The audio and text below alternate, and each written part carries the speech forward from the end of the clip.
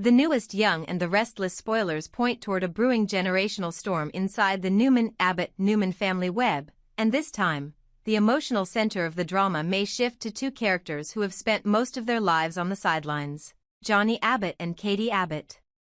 For years, these children were kept shielded from the harsher, more manipulative sides of the adult world around them.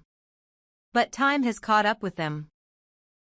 They're older now, more aware, more observant, and finally beginning to understand that the family they come from is built on shifting alliances, hidden agendas, and battles that never truly end.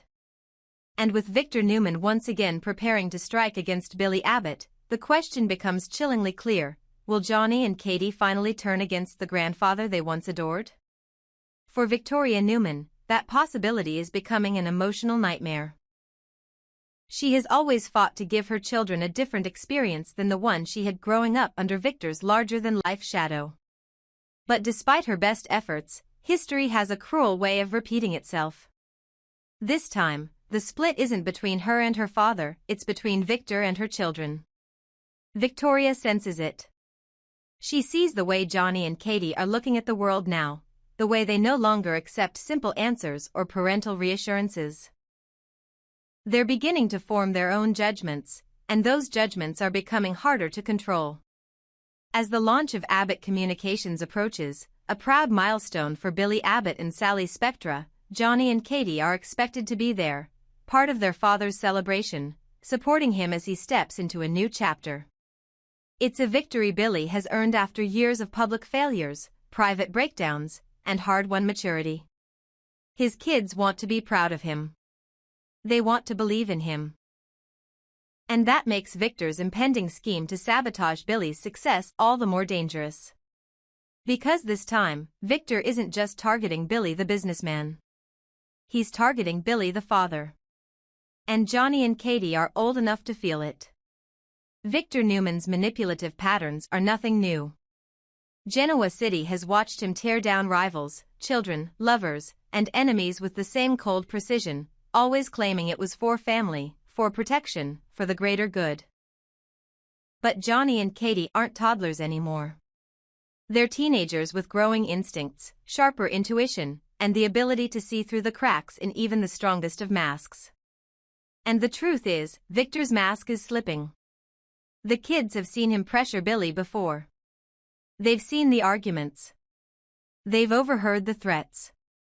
And even if the adults pretend it's nothing, children in Genoa City have always sensed the truth long before anyone admits it. What happens when Johnny and Katie start seeing their grandfather not as a protector, but as a destroyer?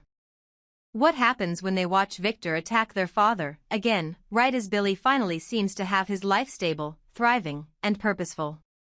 What happens when the Newman loyalty Victor demands becomes a burden they no longer want to carry?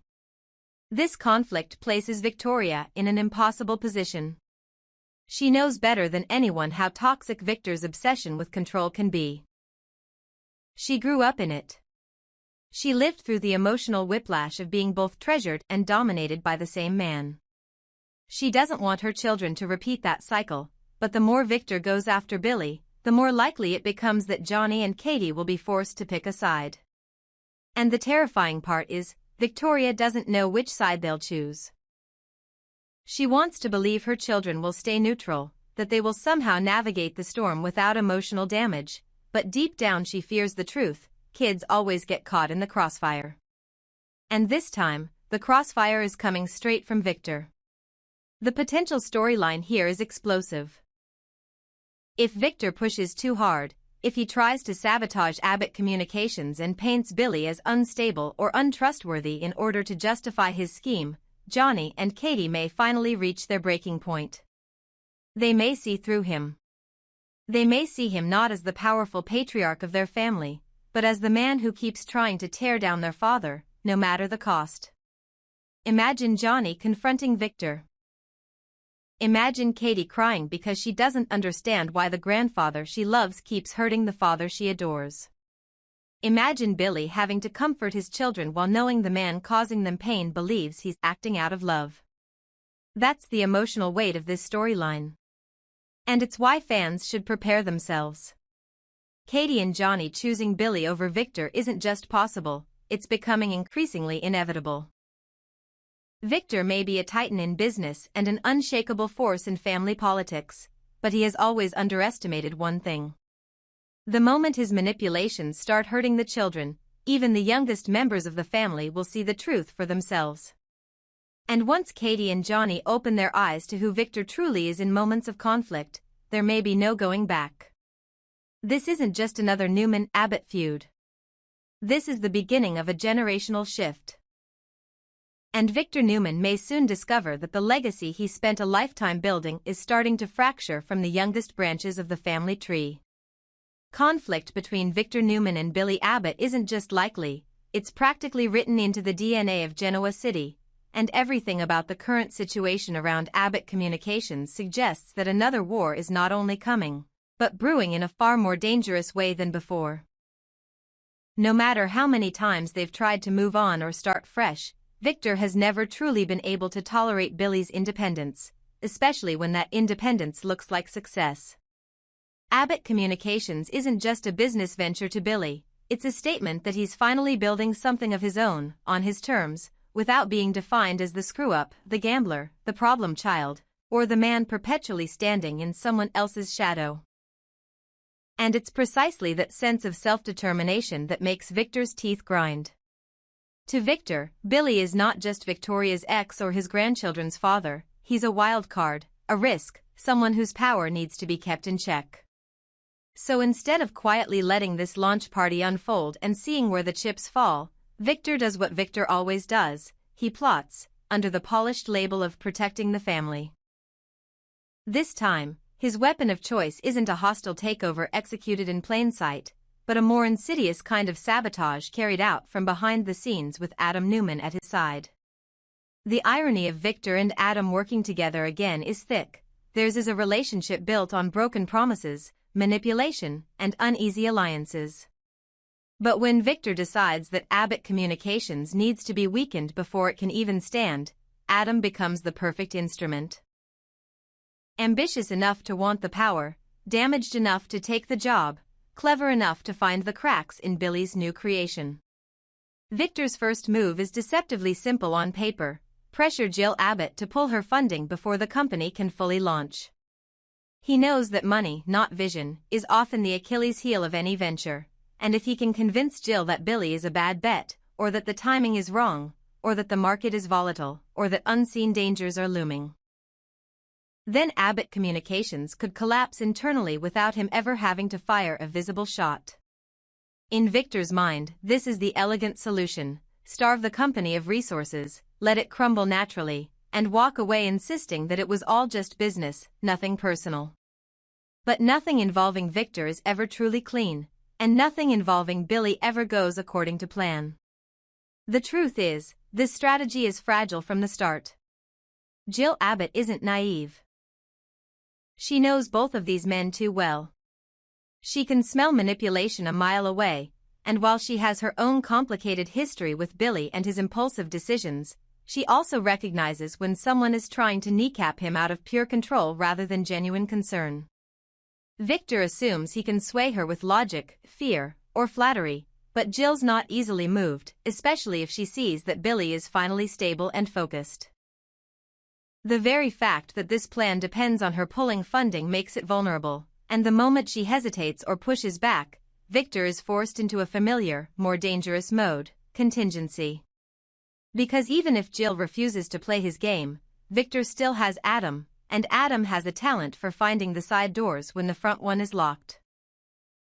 If the convince Jill to pull the plug strategy doesn't work, Victor can count on Adam to dig up dirt, leak stories, destabilize partnerships, sabotage tech, or plant doubts in all the right places.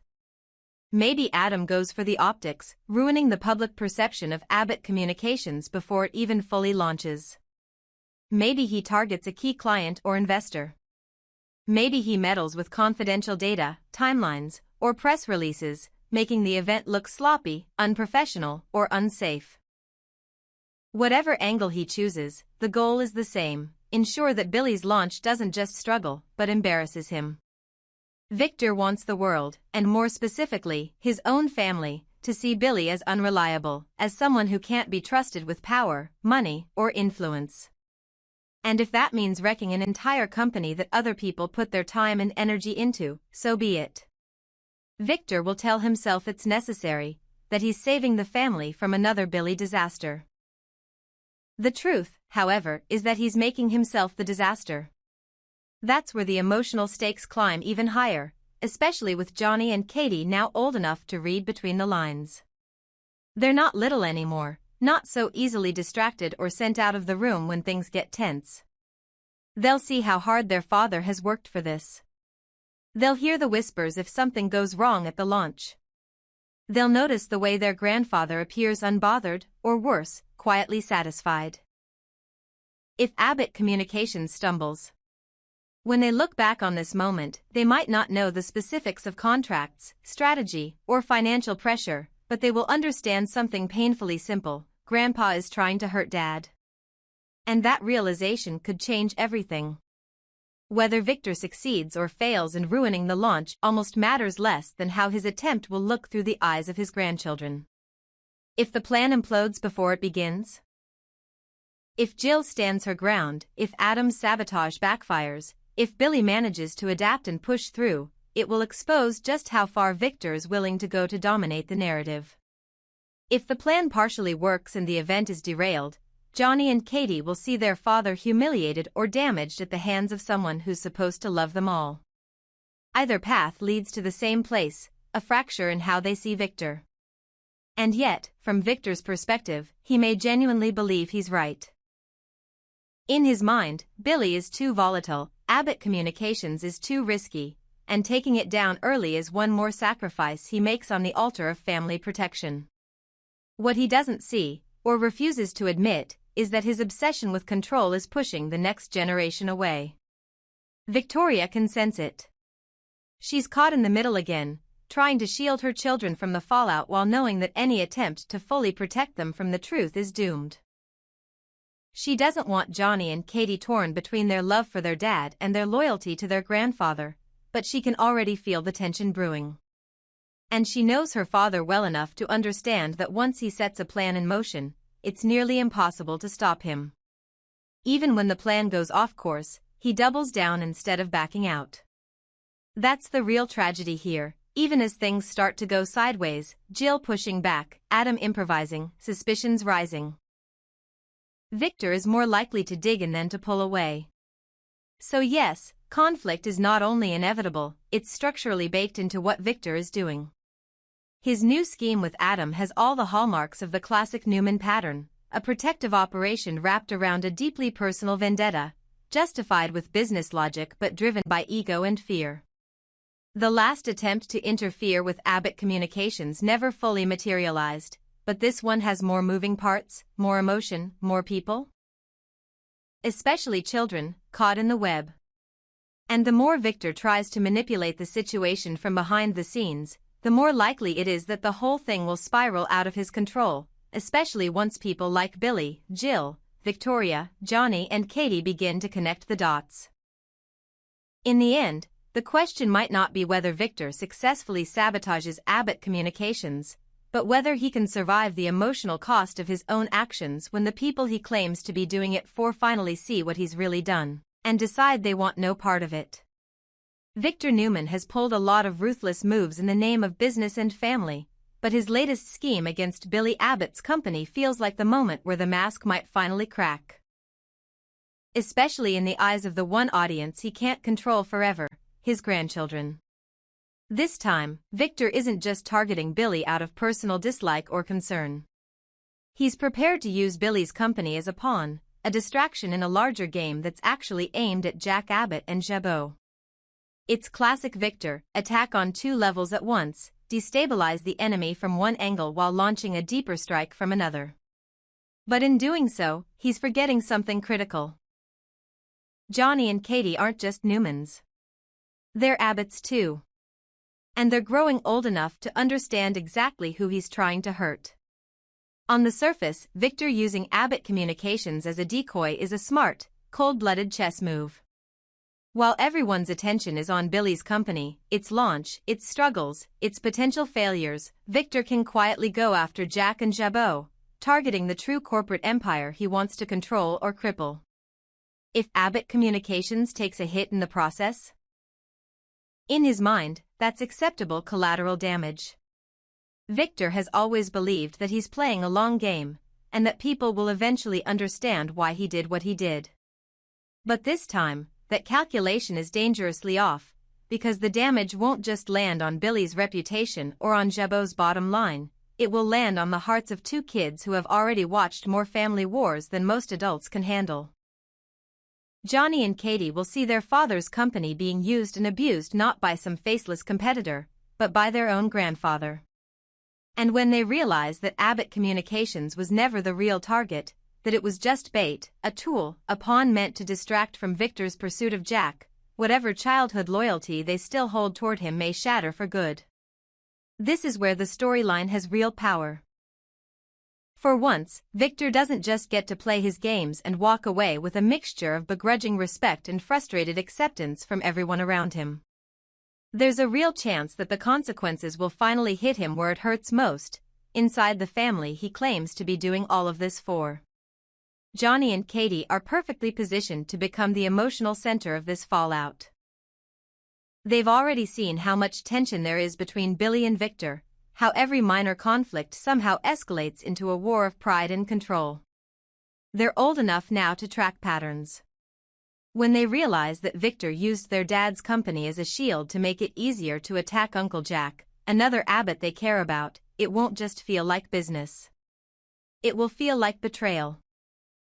They may not understand the finer details of corporate strategy, but they will absolutely understand that someone they love was intentionally hurt so someone else could win.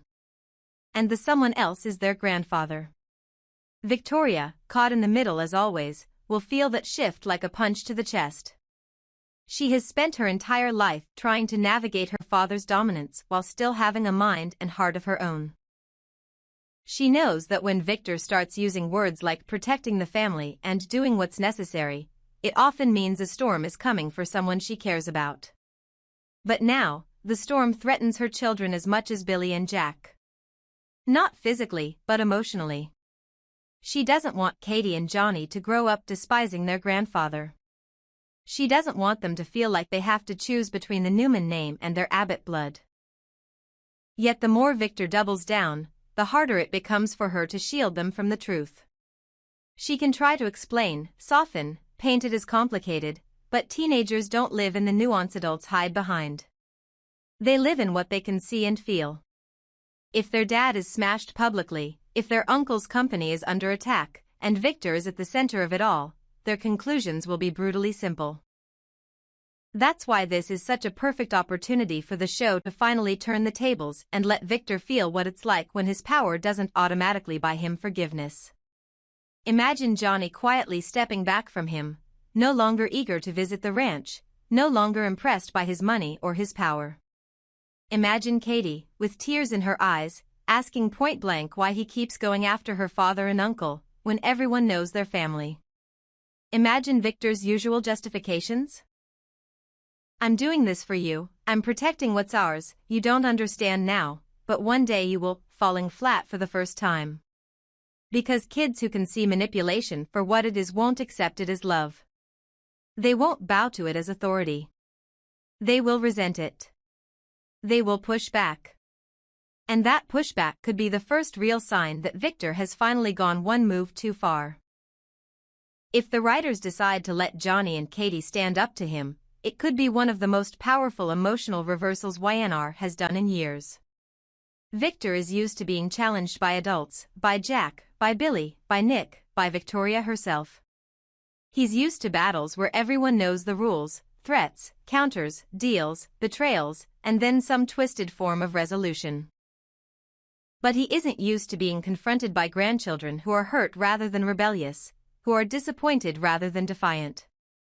There's no deal he can make, no contract he can rewrite, no hostile takeover he can execute to fix the way they look at him if they begin to see him less as Grandpa Victor and more as the man who keeps deliberately hurting the people they love. And that is exactly why this story could finally force him to experience consequences that can't be undone with money, power, or a well-timed apology. The idea that Johnny and Katie might actively oppose Victor is more than just a cool dramatic twist, it's a generational turning point. It would signal that his grip on the narrative, on the family, on the idea that he is always right in the end, is slipping. If they choose to side with Billy and even Jack. If they make it clear that they don't accept Victor's ends justify the means tactics, that sends a message to everyone else in Genoa City too. It says, we see you. We're not blind anymore. We're not kids you can shuffle away when the shouting starts. We know who's doing the damage. And we're not okay with it.